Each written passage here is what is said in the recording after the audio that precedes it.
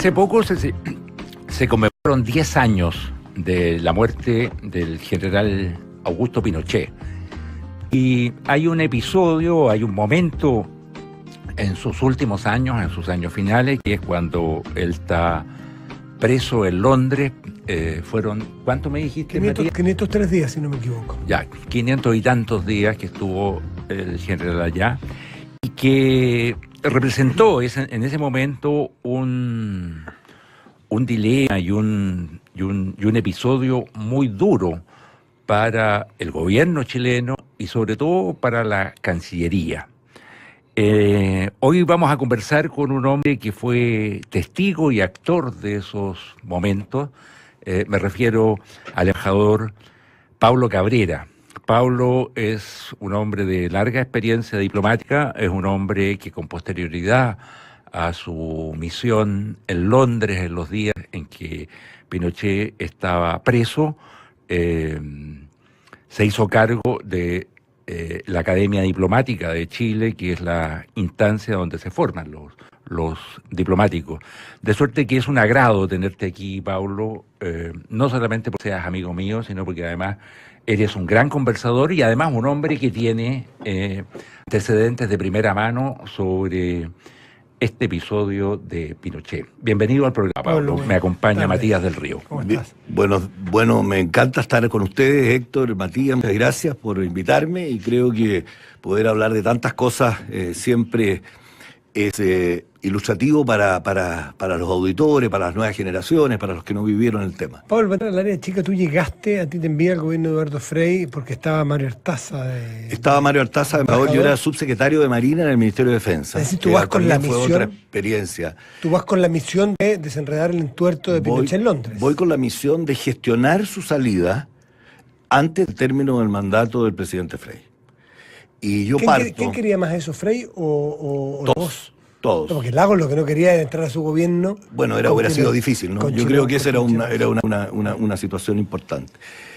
A mí me nombraron, me llamó el presidente Frei y me dijo que había un momento, había un cambio de decisiones, de estrategias y que quizás yo podía asumir esa embajada. Le dije inmediatamente que sí y decidí visitar a todos los presidentes de los partidos políticos de su momento, al presidente del Senado, al presidente de la Cámara de Diputados, y a todo lo que significaba la institucionalidad de Chile con el objeto de contarle a lo que iba yo y tener una opinión de qué es lo que esto significaba, porque es muy importante recordar 10 años de la muerte de Pinochet ahora y algunos más desde la detención, de recordarse del contexto. Sí. Yo creo que el contexto institucional chileno, él era un senador de la República. Nos gustara o no nos gustara, era un senador de la República, que había sido detenido en Londres, un país chileno, de un país que jugaba un rol en la transición, en el escenario internacional y en la agenda internacional. Entonces, se estaba discutiendo en las fases finales del Tribunal Penal Internacional en Roma. Yo digo estos datos porque se pueden sacar algunas conclusiones de qué es lo que se vivía en ese momento, qué es lo que pasaba en ese momento. Y después él estaba detenido y a mí me dijeron que fuera a gestionar, no a negociar nada, sino que a gestionar esto. Y todos querían. Y llegué a... ¿Cuál es la diferencia, Pablo, entre... Que en una negociación uno tiene que dar algunas cosas para recibir otras, ¿no? Yo creo que siempre hay...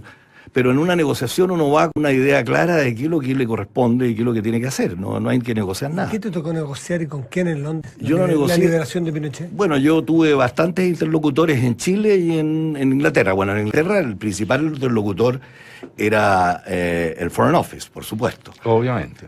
Pero cuando yo llego allá... Pero ya el tema, oye, estaba capturado por las instancias judiciales, ¿no? Estaba capturado por las instancias judiciales. Yo creo que, bueno, dado el sistema legal inglés también, todo esto fue muy bien pensado. Yo creo que fue una idea de mandos medios, de inteligencias de diferentes países. Y fue una situación que hizo que fuera muy difícil liberar al general Pinochet por las circunstancias que... Por las vías políticas. Por las vías políticas, porque la legalidad de Gran Bretaña lo impedía con fuerza. Entonces ahí surge la vía de la salud de Pinochet, ¿no? que yo creo que a la larga es el hecho que gatilla y apura su salida más allá de todas las consideraciones políticas que uno pueda Las judiciales las perdió finalmente Pinochet. Estaba saliendo para ahí y fue entonces Jacques Straw lo que determina es la vía de la humanitaria o la vía de salud para decir este señor no está en condiciones de seguir enfrentando Bueno, la justicia. ahí es donde yo creo que ahí está el quid del asunto. Yo creo que aquí hay que ver lo que es una gestión diplomática y qué es lo que son las consideraciones que tiene que tener un diplomático. Y que hoy día están muy en boga por lo demás, que son los temas culturales, ¿no? Hay que ver bien qué es lo que piensan los ingleses, en este caso los británicos, qué es lo que pensaba la Unión Europea, cómo se manejaba esta situación vis-a-vis la opinión pública, vis-a-vis los medios y otros centros de poder nacional. Yo había tenido la suerte de haber sido ministro consejero en la Embajada de Chile en Londres y consejero. Yo fui consejero y ministro consejero y embajador en Londres. O sea que algunas redes tenía. La prueba está que en Inglaterra el sistema político se mueve de una manera bien especial, porque yo llegué después de unos años y cuando llego a la House of Commons me llamó la atención que saludaba a los tipos como que lo había visto ayer, porque me había tocado a mí el plebiscito del 88 como consejero y después la llegada del presidente Elwin como ministro consejero, o sea, como segundo de la embajada. Entonces tenía algunas redes en Inglaterra, conocía también el mundo militar porque estaba de subsecretario de Marina en un hecho inédito para un diplomático, pero yo estaba de subsecretario de Marina, fui 5 años en el Ministerio de Defensa, un cargo político, el otro ministerio que no fuera la Cancillería, o sea, también tenía un conocimiento un poco de, al menos la mentalidad, no digo conocimiento profundo del mundo militar y de la impronta militar, ¿no? Y había conocido también a Pinochet. Entonces, el hecho de entender esto significaba que para el mundo chileno todos estamos bien, todos estamos sanos, nos podemos tomar 40 remedios al día y estamos todos sanos. ¿Cómo estás? Magnífico, estoy estupendo, y saca unas cajitas llenas de pastillas, etcétera, etcétera. Pero en el mundo inglés y británico, un tipo que se toma 16 pastillas diarias está enfermo. Y efectivamente ese fue el argumento central. A mí me tocó incluso ir al Foreign Office y lo extraño fue que pedí audiencia para el director jurídico del Foreign Office.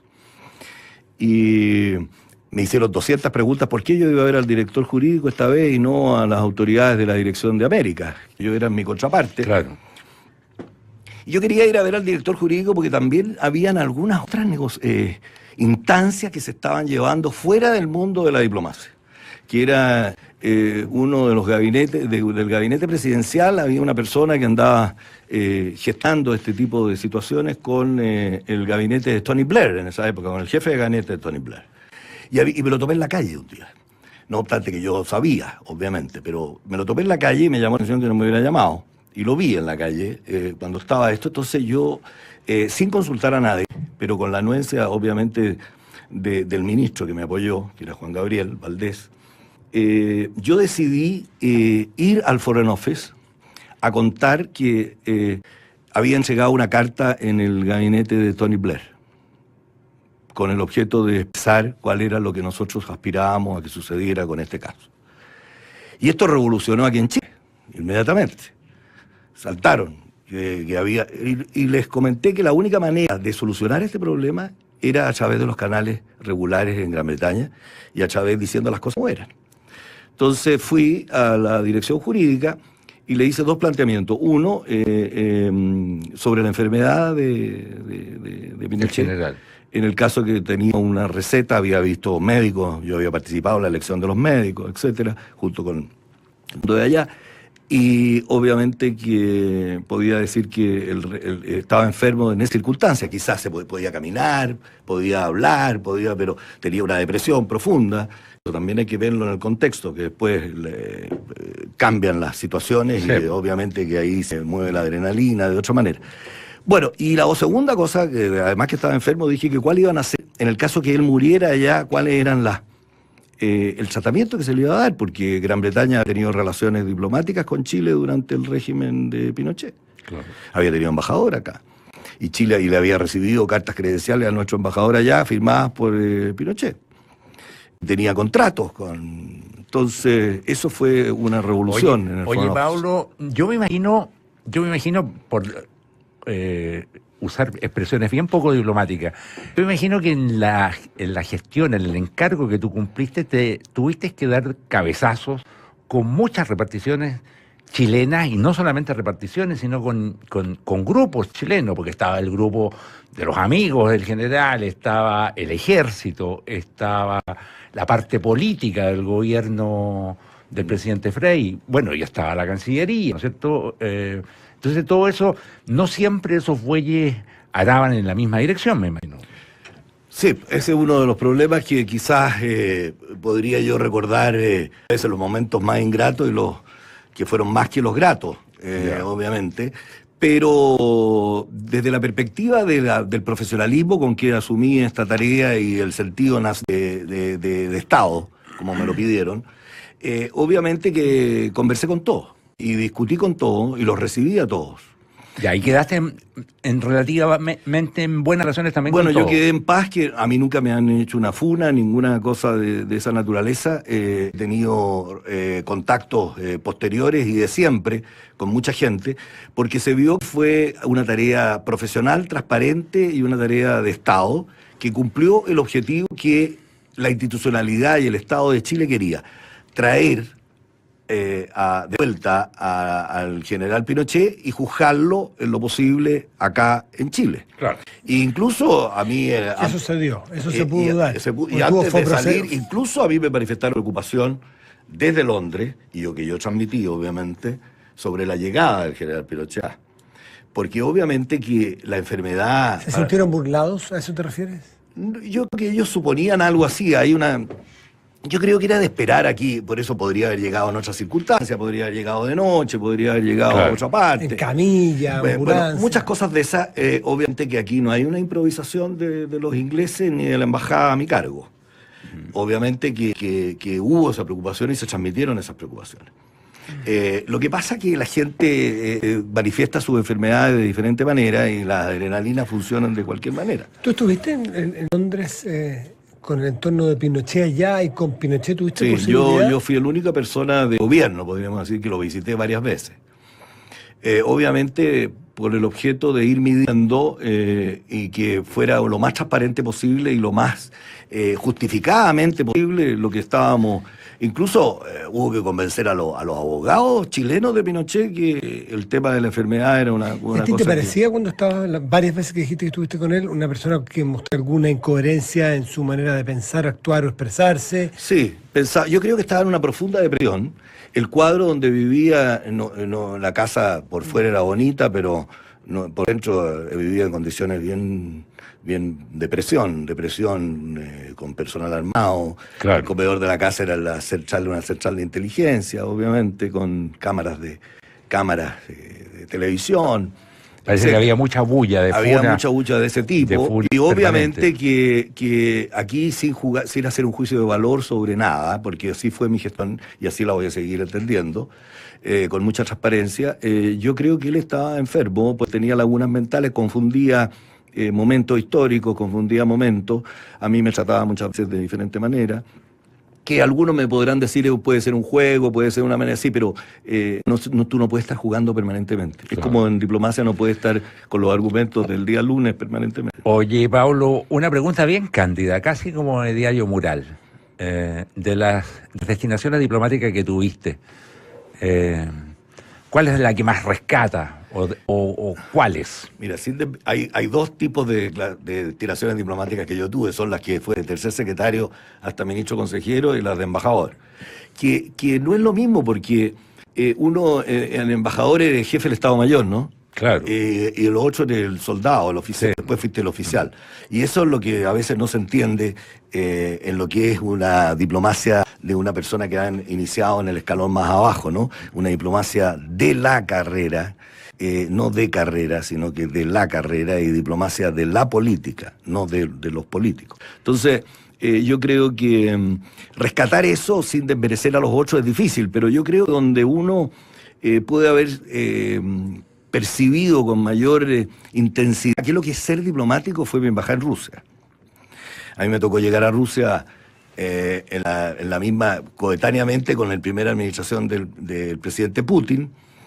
Llegó a Rusia después de haber ha hecho la gestión en Londres, que la hice y me Termina cambiaron. el tiro, te vas al tiro, te vas al tiro. Cosa que eso algún día se podrá ver si fue un error o no un error. Yo creo que a la larga no es un error en sí, pero el timing, el momento, la oportunidad de hacerlo a veces puede ser cuestionable. ¿Por la señal que das? Por la señal que das. ¿Te mandaste un tipo solamente a eso y no a la relación permanente? Puede ser, por eso puede ser interpretado, pero yo creo que las relaciones que logra un diplomático en una gestión como la que me tocó hacer en Londres, no las puedes lograr casi nunca en muchos años. O sea, poder casi hasta escribir algún editorial en algún diario. Yo creo que tener acceso a los más altos dignatarios de los periódicos británicos. O sea, no se capitalizó, eso me quieres decir. Desde personalmente, a lo mejor se capitaliza de otra manera. Pero llego a Rusia, y en Rusia obviamente que es ahí donde venía como renaciendo el espíritu que está siempre presente en el pueblo ruso. La gran Rusia. De la gran Rusia, ¿no? Y entender eso, compenetrarse en eso, participar en eso, claro, me sirvió mucho a mí haber sido, cuando era más joven, haber sido encargado de negocio, jefe de misión en Rumanía, en la Rumanía de Ceausescu. Claro. Yo fui muy joven cuando se retiró el embajador, que era el único país que tenía relaciones con Chile. A mí me mandaron como encargado de negocio ad interim, una encargaduría de negocio que duró 3 años. Entonces, era un momento bien...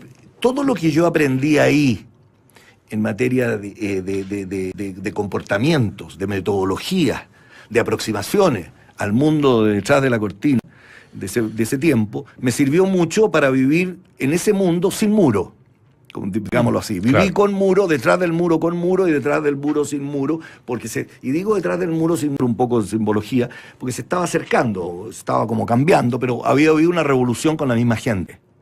De acuerdo. Entonces eso hace que las cosas sean distintas. Entonces ahí, desde la perspectiva de lo que había sucedido en Chile, acuérdense que el presidente Allende había nombrado a Ricardo Lagos, embajador que no pudo asumir. Que no alcanzó a asumir. Que no alcanzó a asumir. Entonces, llegar como embajador allá, con el presidente Putin, después de todo lo que había sucedido con el presidente Yeltsin y toda la transición esa que ustedes conocen de Rusia, empezaba una nueva era, es un desafío.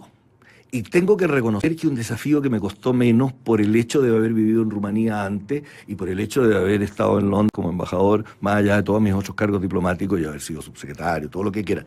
Pero el mundo de la inteligencia en la diplomacia, de los servicios de inteligencia diplomática, de captación de información, yo creo haber estado en los países donde más existe, Inglaterra, Rusia, China y el Vaticano. Embajador. Entonces creo que esa manera de mirar el mundo... Oye, en el momento que estabas en Rusia, Rusia ya se estaba estabilizando.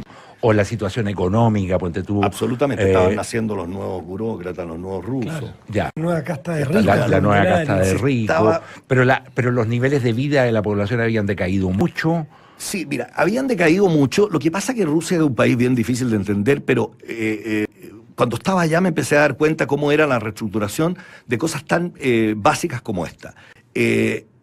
Y me recuerdo ahora por lo que está sucediendo en otro contexto, obviamente, por estos lares, ¿no? Algunas cosas.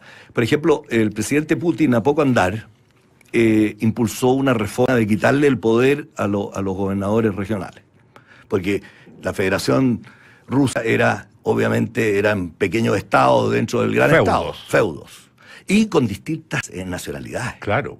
Y eso hace que haya un mundo de el escudo ruso de las dos águilas, una mirando al este y otra mirando al occidente, obviamente hace que tu tarea sea así, sea mirar de un lado a otro y puedas entender ese mundo desde Uzbekistán hasta Ucrania, ¿no? Yo fui embajador concurrente en Ucrania y me tocó estar en los 10 años de las celebraciones con el presidente Kuchma allá, haber ido como delegado de Chile a esos actos. Entonces, ahora eso es Rusia, oye, ¿no? ¿Para tu gusto? ¿Eso es Rusia? Sí. ¿Ucrania? Sí. Bueno, yo creo que... Tú sabes que me gusta esa pregunta por lo siguiente, no por lo de Rusia y Ucrania, porque yo creo que hoy día, en diplomacia, ya que estamos hablando de esto, el tema de las simbologías es central. Y yo creo que no es la primera vez en la historia del mundo que las simbologías actúan, ¿no? Pero con la reemergencia de las nuevas culturas hacia el tema del poder, del sistema, hace que la mejor manera de entenderse para lograr un mínimo común denominador de entendimiento sean las simbologías. Y yo creo que hoy día Estados Unidos, el poder de Estados Unidos, no estoy hablando de Trump, estoy hablando del poder detrás de Trump, está usando la simbología en la misma manera que China ha usado la simbología para entender el mundo, y siempre en el medio está el águila de las dos. De las dos caras. De las dos caras, es Rusia para un lado y Rusia para el otro, que juega un papel de aglutinamiento de potencia regional, porque no, aquí que se hable de que Rusia está reemergiendo como una potencia universal es una locura, yo creo que es una irracionalidad, es imposible. Entonces, yo creo que hay que entender un poco así el mundo, entonces entender los cambios desde la globalización, desde del tránsito del bipolarismo al multipolarismo y vuelta al unipolarismo, y ahora tendencia al multipolarismo para volver de nuevo a un vivo, a un uno, no sé. O sea, desde la perspectiva del otro lado, es tremendamente importante. Un diplomático siempre tiene que mirar cómo lo ven a uno, no cómo uno ve a los otros. Nosotros siempre hemos hablado, los chilenos, de reinsertarnos en el mundo, vender en China, salir para allá, salir para acá. Y nunca nos hemos preguntado cómo nos ven a nosotros o qué les interesa de nosotros más allá del cobre. ¿Tú has sabido alguna vez que haya hecho alguien una pregunta? Yo no he leído nunca una columna que diga ¿qué es lo que entienden los chinos, qué quieren los chinos de Chile más allá del cobre? No hay nadie que lo pregunte. Sí. Y entonces ahí está el valor de la diplomacia. La diplomacia vale por sí misma. Y como sociedad, por Dios que nos interesa saber cómo nos ven. Exacto. Nos gusta eso. Como carácter insular que tenemos. Sí. Nosotros los chilenos nos reíamos siempre, los diplomáticos más antiguos quizás, de que creía que cuando nos hablaban de las montañas del vino, ya nos sentíamos, o de Neruda, ya nos sentíamos satisfechos.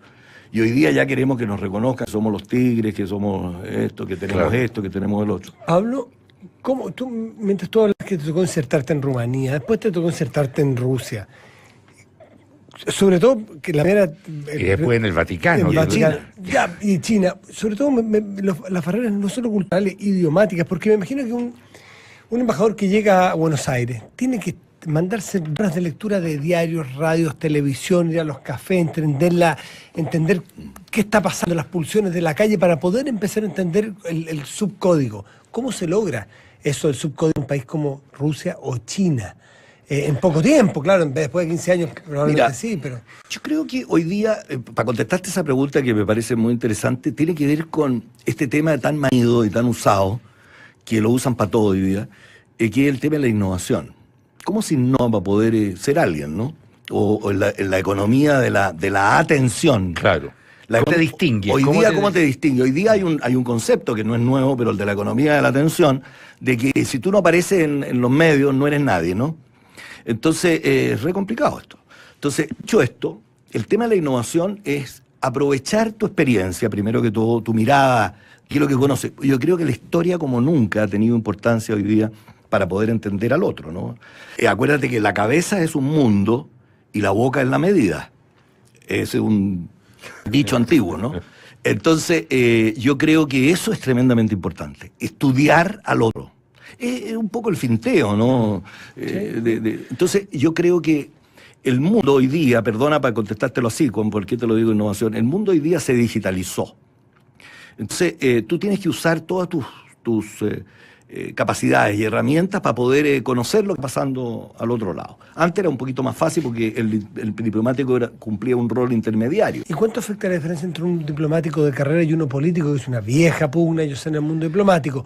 Porque... Mira, esa discusión a mí no me gusta hacerla hoy día. Yo creo que es un poquito extemporánea. Yo creo que para hablar de un diplomático de la carrera y de la política, como digo yo, hay que hacer primero qué es lo que quiere Chile hacer en el mundo. Eso fue una discusión antigua ya, del siglo pasado. Yo creo que hoy día hay que hacer un replanteamiento. ¿Qué es lo que quiere hacer? ¿Quiénes somos? ¿Somos un país europeo? ¿Somos un país indígena? ¿Somos un país del sur? ¿Somos un país del norte? ¿Somos un país del Pacífico? Entonces, esa definición hace que tengamos prioridades. Y esas prioridades tenemos que ver primero con qué infraestructura contamos, infraestructura física, infraestructura financiera. ¿Y la diplomacia chilena se ha planteado esa pregunta? Yo creo que ¿Y se ha dado esa poco. respuesta? No quiero ser yo el gurú de esto, pero yo creo que poco. Yo también tengo esa sensación. Segundo, tienes que ver con qué capital humano cuentas. Y ahí es donde viene esta discusión de a dónde vienen. Y yo creo que es bueno que haya un servicio diplomático, muy bueno. Y que haya la academia diplomática y que se preparen, etcétera, etcétera. Pero eso no basta para insertarse en el mundo de hoy. Entonces hay que buscar otros caminos y ver cuáles son los mejores. Por eso qué capacidad instalada, qué infraestructura, qué capital humano. Y tercero, que es lo principal, qué mensaje quieres dar. Porque hoy día el mensaje es vital. ¿A dónde lo das? Estamos hablando de Rusia, estamos hablando de China, estamos hablando de Gran Bretaña. Hoy día Chile no puede dar el mismo mensaje en Gran Bretaña que en China, ¿no? Creo que tenemos que diseñar un mensaje distinto del país que somos. Somos un país que queremos ser puente en América del Sur y no tenemos relaciones con Bolivia, que es el centro de América del Sur. Si miramos el mapa y mostramos el mapa, ¿cuál es el centro? El ideal bolivariano. El centro físico es Bolivia. El centro físico es Bolivia y la capital La Paz. Y ese era el sueño de Bolívar, y Bolívar hoy día está un poquitito sobreutilizado por el turismo y por otras personas, ¿no? Pero el centro de ese sentido de ser un país agra, tenemos que mejorar nuestra infraestructura portuaria, tenemos que tener la carga modal, tiene que tener buenos ferrocarriles. O sea, primero infraestructura y infraestructura financiera. Segundo, capital humano. Tercero, mensaje. Y en ese sentido, obviamente, ¿qué es lo que hace un diplomático? Y el diplomático, que lo que hacía antes uno, cuando hablábamos de la innovación, era aprovechar sus redes de contacto, aprovechar su experiencia, tener convicción de lo que está haciendo, conocer el producto. Y en este caso, conocer el producto es conocer Chile, primero que todo. Y el mundo. Hoy día no basta con conocer. Hay que conocer América Latina, hay que conocer el mundo, hay que conocer un poco la historia. Y después, tratar de mover el estatuto, ¿no? Entonces, en ese sentido, hay que tener gente muy capacitada, hay que tener gente idónea. No tiene que tener pagos, no puede ser la diplomacia pagos políticos, hoy día menos. Tiene que tener personas mucho más refinados en materia de conocimientos. En algunos casos especialistas, en otros casos generalistas. Y las comunidades chilenas en el exterior tienen que ser los embajadores ad hoc o ad latere o ad large, claro. Embajador ad large, que puedan contribuir a hacer una pica en Flandes y seguir trabajando en lo que es interés nacional, porque el interés nacional en mi época es distinto al interés nacional de hoy día. Por eso no te contesté directamente la pregunta, porque ser embajador en el 2005 no es lo mismo que ser embajador en el 2010 y ser embajador en el 2020. Y yo creo que el Estado es un rinoceronte, es un paquidermo. Entonces, el mapa mundial se digitalizó y estamos todavía argumentando como en el siglo XIX y razonando como en el XX. Hablamos del XXI, ¿no? Sí. Entonces, yo creo que por ahí, toda esta experiencia, hoy día leía lo del Estados Unidos viejo y el Estados Unidos nuevo, ¿no? Y pensaba yo que esto es la innovación, que a mí me gusta tanto y no es reciente. El director de la Academia Diplomática que tú dijiste, impulsamos una plataforma digital, impulsamos el ramo, la asignatura de innovación y emprendimiento. Me preguntaban, ¿y por qué? Bueno, porque hay que saber innovación y emprendimiento. No le pueden decir, no, esta es tarea del agregado comercial, el diplomático. Entonces, en ese sentido, el viejo y el nuevo, yo creo que la innovación es que las nuevas generaciones, el mundo de las nuevas generaciones, le da espacio a los viejos, por la experiencia. Me gusta tu idea hoy de aplicar innovación a la diplomacia chilena, porque la innovación no solamente es inventar máquinas para sacar del cuesco las aceitunas, digamos, ¿no? Exactamente. Sí, pues. Es poner algo permanente en insertarse en el mundo para acercar el mundo a Chile. Se nos acaba el tiempo y yo les cuento que invierta en su futuro con Banchile Inversiones. Recuerde completar su tope anual de 600 UF en APB antes del 30 de diciembre. Invierta con profesionales expertos que lo asesorarán adecuándose a sus necesidades. Contacte a su ejecutivo o ingrese a banchileinversiones.cl. Si aprecias el diseño y la innovación, nuevo Ford Fusion es el auto que esperaba. Equipado con un motor EcoBoost de 2.0 litros, palanca de cambio rotativa, SYNC3 con pantalla táctil y mucho más. Ford Fusion, la máxima expresión en diseño y tecnología.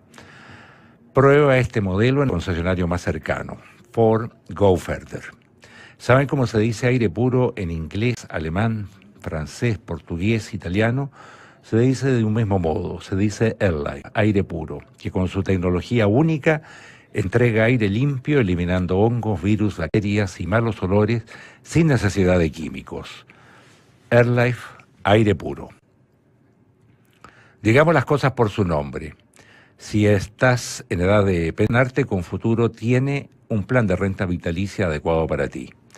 Conoce sus 3 modalidades a través de la asesoría cercana y experta en renta vitalicia ingresando a www.confuturo.cl, respaldado por la Cámara Chilena de la Construcción.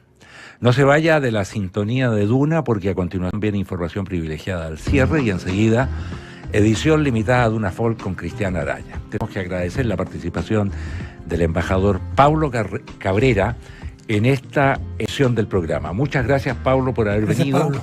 Muchas gracias, Matías. Gracias, Héctor. Estoy contentísimo. Gracias a ustedes por su sintonía. Quedamos de encontrarnos mañana miércoles aquí en Terapia Chilense. Tengan ustedes muy buenas noches. Buenas noches. Buenas noches.